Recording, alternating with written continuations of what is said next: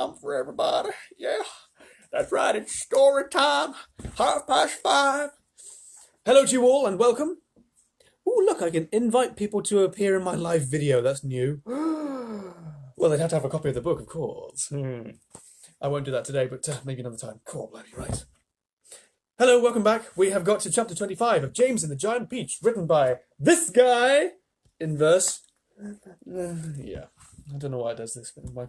And read to you by me. And all of these videos can be found on YouTube, which I'm gradually tidying up and making them neater and everything like that. So if you're enjoying yourselves, then please do follow my statuses to YouTube, and I would appreciate it if you could share the videos because it makes a difference. Now let's carry on then. So yesterday, at the end of the day, end of the chapter 24, we who was insulting who? Oh yes, the Earthworm was insulting the Centipede, and I said we'll have to find out till today to see if he apologises or not. So let's dive straight in and carry on. In fact, I'll go from the last line of chapter 24. Pest! Cried the Earthworm. Why must you always be so rude and rambunctious to everyone? You ought to apologise to James at once. Chapter 25. James didn't want the Earthworm and the Centipede to get into another argument, so he said quickly to the Earthworm, Tell me, do you play any kind of music? No, but I do other things, some of which are really quite extraordinary, the Earthworm said, brightening. Such as what? Asked James. Well, the Earthworm said, next time you stand in a field, or in a garden, or look around you, then just remember this, that every grain of soil upon the surface of the land, every tiny little bit of soil that you can see, has actually passed through the body of an earthworm during the last few years. Isn't that wonderful?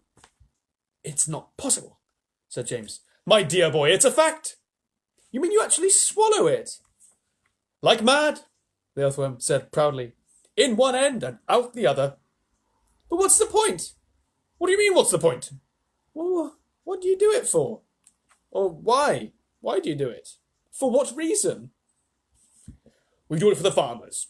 It makes the soil nice and light and crumbly so that things go well in it. If you really want to know, the farmers couldn't do it without us. You know, we're essential. We're vital. So it is only natural that the farmers should love us.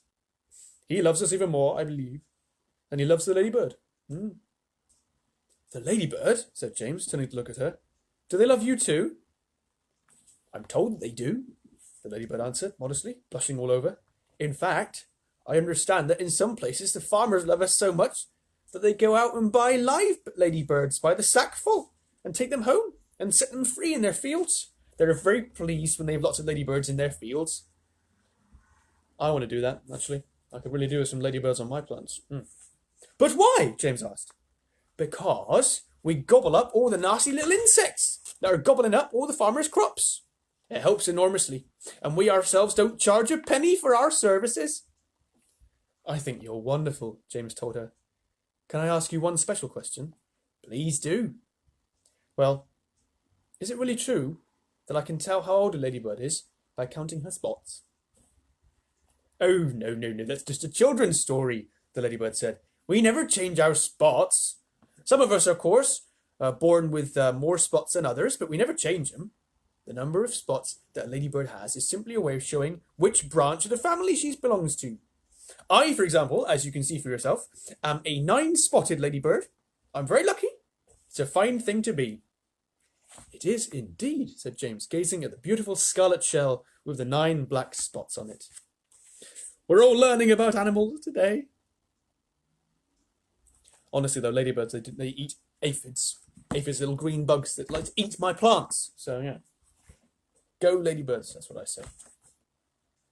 On the other hand, the ladybird went on, some of my less fortunate relatives have no more than 2 spots altogether on their shells. Can you imagine that? They're called 2-spotted ladybirds, and very common and ill-mannered they are. I regret to say. And then, of course, we have the 5-spotted ladybirds as well. They're much nicer than the 2-spotted ones, although I myself find them a trifle too saucy for my taste. Wait for the siren to pass. Salute the emergency services. But they are all of them loved, said James. Yes, the ladybird answered quietly. They are all of them loved. It seems that almost everyone around here is loved, said James. How nice this is. Not me, said the centipede happily. I am a pest, and proud of it. Oh, I'm such a shocking, dreadful pest. Hear, hear, the earthworm said. But what about you, Miss Spider? Asked James. Aren't you also much loved in the world? Alas, no, Miss Spider answered, sighing long and loud. I am not loved at all. And yet I do nothing but good. All day long I catch flies and mosquitoes in my web. I am a decent person. I know you are, said James. It's very unfair the way spiders are treated, Miss Spider went on. Why, only last week your own horrible aunt, Sponge, flushed my poor dear father down the plug hole in the bathtub. Oh, how awful! Cried James. I watched the whole thing from a corner up in the ceiling, Miss Spider murmured. It was ghastly. We never saw him again. A large tear rolled down her cheek and fell with a splash onto the floor. There you go. You didn't know spiders could cry, did you? Well, remember that next time you squish one. Spiders are good, though. Yeah. I know. But unless you're Australian. Thank you for that. But it's not very unlucky to kill a spider, James inquired. Isn't it? Looking round at all the others. Of course it's unlucky to kill a spider, shouted the centipede. It's about the unluckiest thing anyone can do. Look what happened to Aunt Sponge after she'd done that. Bump! We all felt it, didn't we? As the peach went over her. Oh, what a lovely bump that must have been for you, Miss Spider. It was very satisfactory, Miss Spider answered. Will you sing us a song about it, please? So the centipede did. Aunt Sponge was terrifically fat and tremendously flabby at that. Her tummy and waist were as soggy and paste. It was worse on the place where she sat. Sorry, they were as soggy as paste, not soggy and paste. Aye. So she said, I must make myself flat. I must make myself sleek as a cat. I shall do without dinner to make myself thinner. But along came the peach, oh, the beautiful peach, and made her far thinner than that. That was very nice, Miss Spider said. Now sing one about Aunt Spiker. With pleasure, the centipede answered, grinning. Aunt Spiker was thin as a wire and dry as a bone, only drier. She was so long and thin, if you carried her in, you could use her for poking the fire. I must do something quickly, she frowned. I want fat. I want pound upon pound. I must eat lots and lots of marshmallows and chocks till I start bulging out all around. Ah, yes, she announced. I've sworn that that I'll alter my figure by dawn. Cried the peach with a snigger, I'll alter your figure, and ironed her out on the lawn. Everybody clapped and called out for more songs from the centipede, who at once launched into his favourite song of all. Once upon a time, when pigs were swine and monkeys chewed tobacco, and hens took snuff to make themselves tough, and the ducks said quack, quack, quacko, and porcupines drank fiery wines, and goats ate tapioca, and old Mother Hubbard got stuck in her... Look out, centipede!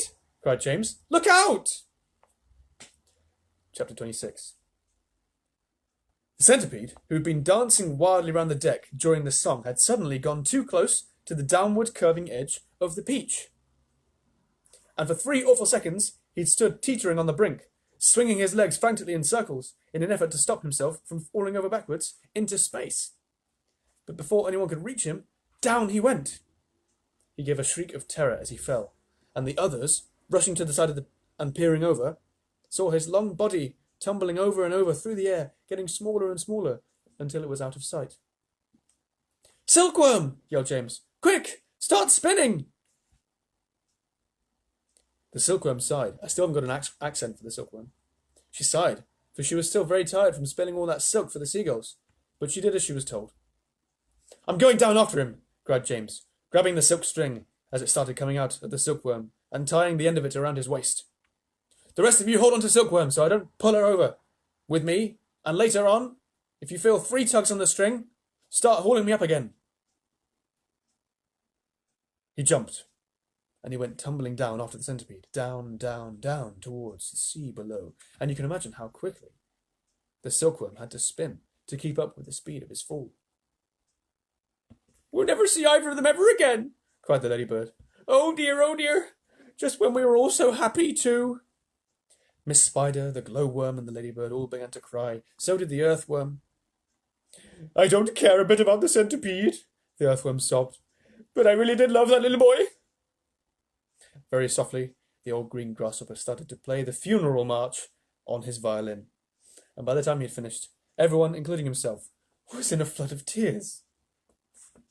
They don't have much faith, do they? Suddenly, there came 3 sharp tugs on the rope. Pull! Shouted the old green grasshopper. Everybody get behind me and pull! There was about a mile of string to be hauled in, but they all worked like mad, and in the end, over the side of the peach, there appeared a dripping wet James with a dripping wet centipede clinging to him tightly with all 42 of his legs. He saved me, gasped the centipede. He swam around in the middle of the Atlantic Ocean till he found me. Oh, and here's a picture. Look.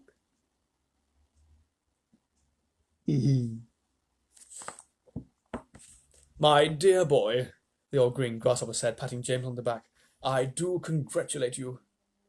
Me boots, cried the centipede. Just look at me precious boots. They're ruined by water. Be quiet, the earthworm said. You're lucky to be alive. Are we still going up and up? Asked James. We certainly are, answered the old green grasshopper. And it's beginning to get dark. I know. It'll soon be night. Why don't we all go down below and keep warm until tomorrow morning? Miss Spider suggested. No, the old green grasshopper said. I think that would be very unwise. It'll be safer if we all stay up here through the night and keep watch. Then, if anything happens, we should be ready for it. Where did I start today? Did I start on 25? I did. Just checking where we got to. Right. 2 more chapters. Chapter 27. James Henry Trotter and his companions crouched close together on top of the peach as the night began closing in around them. Clouds, like mountains, towered high above their heads on all sides, mysterious, menacing, overwhelming. Gradually, it grew darker and darker, and then a pale 3/4 moon came up over the tops of the clouds and cast an eerie light over the whole scene. The giant peach swayed gently from side to side as it floated along, and the hundreds of silky white strings glowing upwards from its stem were beautiful in the moonlight. So also was the great flock of seagulls overhead. There was not a sound anywhere. Travelling upon the peach was not in the least like travelling in an aeroplane. The aeroplanes came clattering and roaring through the sky, and whatever might be lurking secretly up there in the great cloud mountains goes running for cover as it approaches. That is why people who travel in aeroplanes never see anything. But the peach, yes. The peach was a soft, stealthy traveller, making no noise at all as it floated along, and several times during the long silent night, riding high up over the middle of the ocean in the moonlight, James and his friends saw things that no one had ever seen before.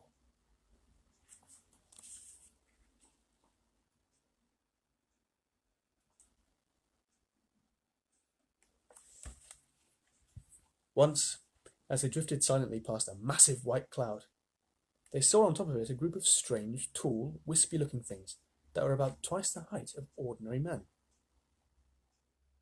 They were not easy to see at first, because they were almost as white as the cloud itself. But as the peach sailed closer, it became obvious that these things were actually living creatures.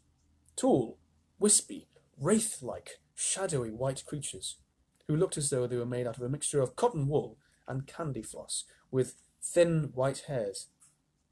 Ew, the ladybird said. I don't like this at all. Shh, James whispered back. Don't let them hear you. They must be cloud men. Oh. Cloud men, they murmured, huddling closer together for comfort. Oh dear, oh dear. I'm glad I'm blind and can't see them, the earthworm said, or I would probably scream. I do hope they don't turn round and see us, Miss Spider stammered. Yes, Spider stammered. Spider stammered. That's a tongue twister for you? Do you think they would eat us? The earthworm asked. They wouldn't eat you, Centipede answered, grinning. They'd cut you up like a salami and eat you in thin slices. The poor earthworm began to quiver all over with fright. "But what are they doing?" the old green grasshopper whispered. "I don't know," James answered softly. "Let's watch and see." The cloud men were all standing in a group, and they were doing something peculiar with their hands. First, they would reach out, all of them at once, and grab handfuls of cloud. Then they would roll these handfuls of cloud in their fingers until they turned into what looked like large white marbles. Then they would toss the marbles to one side and quickly grab more bits of cloud and start over again. It was all very silent and mysterious. The pile of marbles beside them kept growing larger and larger. Soon there was a truckload of them there, at least. "They must be absolutely mad," the Centipede said. "There's nothing to be afraid of here." "Be quiet, you pest," the Earthworm whispered. "We shall all be eaten if they see us." The cloud men were much too busy with what they were doing to have noticed the great peach floating silently up behind them. Ooh, silly picture. Hang on. Right. That's the moon. No, the cloud man. My best friend as a child used to be terrified of these things. Cloud man.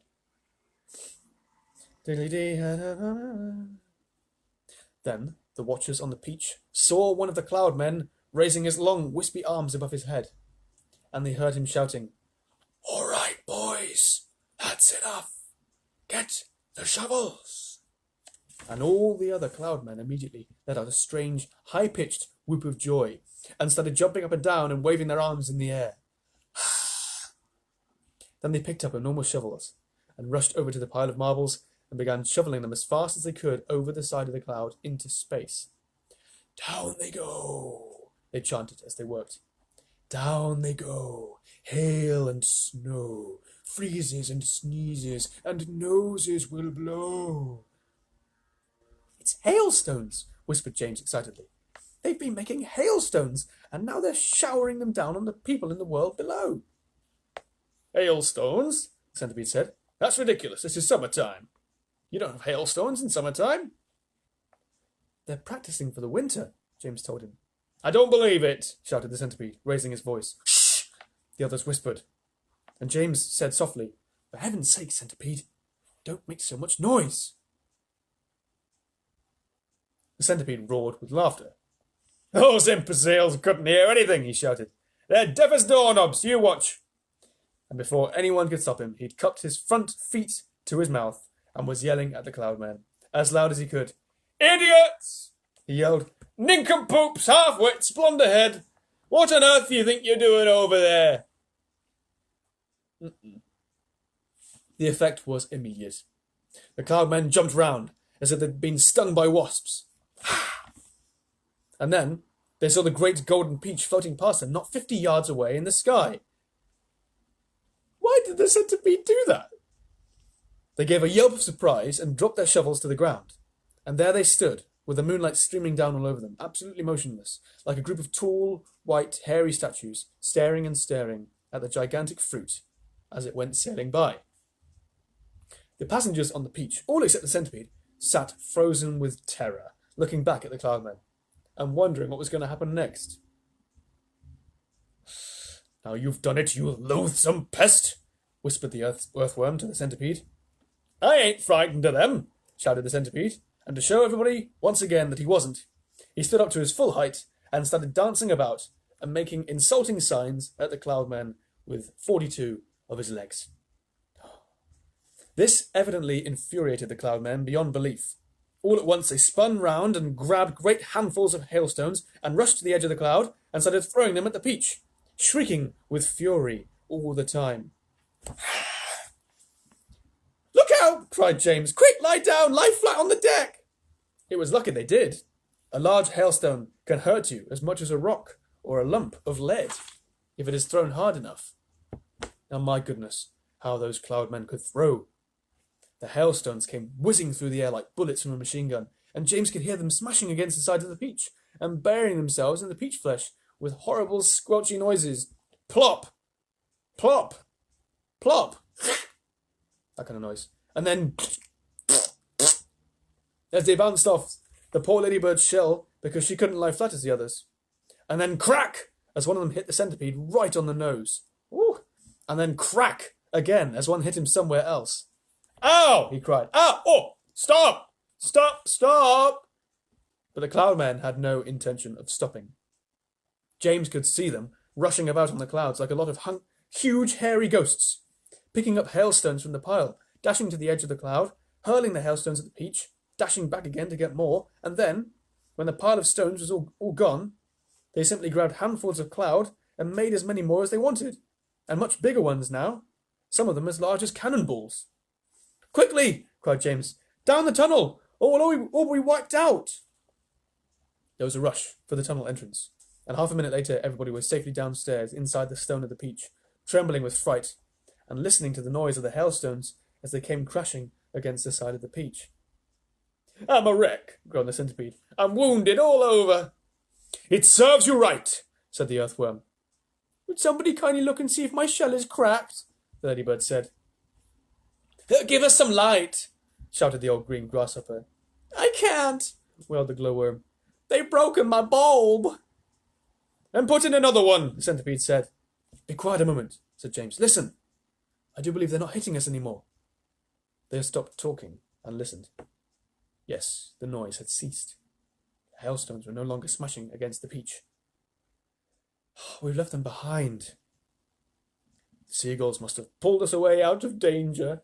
Hooray! Let's go up and see." "Oh, I can't see." Cautiously, with James going first, they all climbed back out of the tunnel. James poked his head out and looked around. "It's all clear," he called. I can't see them anywhere." Chapter 28. It's a long one today. One by one, the travellers came out again onto the top of the peach and gazed carefully around. The moon was still shining as brightly as ever, and there were still plenty of huge, shimmering cloud mountains on all sides. But there were no Cloudmen in sight now. "Whew! The peach is leaking," shouted the old green grasshopper, peering over the side. "It's full of holes and the juice is dripping out everywhere." "That does it," cried the earthworm. "If the peach is leaking, then we shall shortly sink." "Don't be an ass," the centipede told him. "We're not in the water now." "Oh, look," shouted the ladybird. Look over there." Everybody swung round to look. In the distance and directly ahead of them, they saw a most extraordinary sight. It was a kind of arch, a colossal curvy-shaped thing that reached high into the sky and came down again at both ends.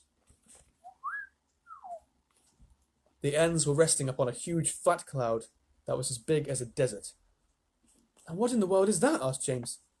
"It's a bridge." "It's an enormous hoop cut in half." "It's a gigantic horseshoe standing up." "Stop me if I'm wrong," murmured the centipede, going white in the face. "But might those not be Cloudmen all over it?" There was a dreadful silence. The peach floated closer and closer. "They are Cloudmen. There are hundreds of them. Thousands. Millions." "Oh, I don't want to hear about it," shrieked the poor blind earthworm. "I'd rather be on the end of a fishhook and used as bait than come up against those terrible creatures once again. I'd rather be fried alive and eaten by a Mexican," wailed the old green grasshopper. "Please keep quiet," whispered James. "It's our only hope." They crouched very still on top of the peach, staring at the Cloudmen. The whole surface of the cloud was literally swarming with them, and there were hundreds more up above, climbing about on the monstrous, crazy arch. Do I carry on or do I leave it as a cliffhanger? I'm going to leave it as a cliffhanger, I think. Let me see. Yep, I'm going to leave it there. Hundreds of them swarming on top of the cloud, hundreds more high up above on the monstrous, crazy arch. Page 111. I'm going to leave it there because it's a really epic place to finish for today, and we're going to have to come back tomorrow at 5:30 to find out what happens next, because I can't remember. And I used to listen to it as a child. Hope you're not too scared. Don't worry, Cloudmen aren't real. Just pointing out, but still a good story. Right, I'll see you guys at 5:30 tomorrow. Please do share this video if you want to, because as I said at the beginning, it makes a difference to me. More people get to see it, and that's wonderful. Cool. So, thanks for listening. Have a great night. Goodbye.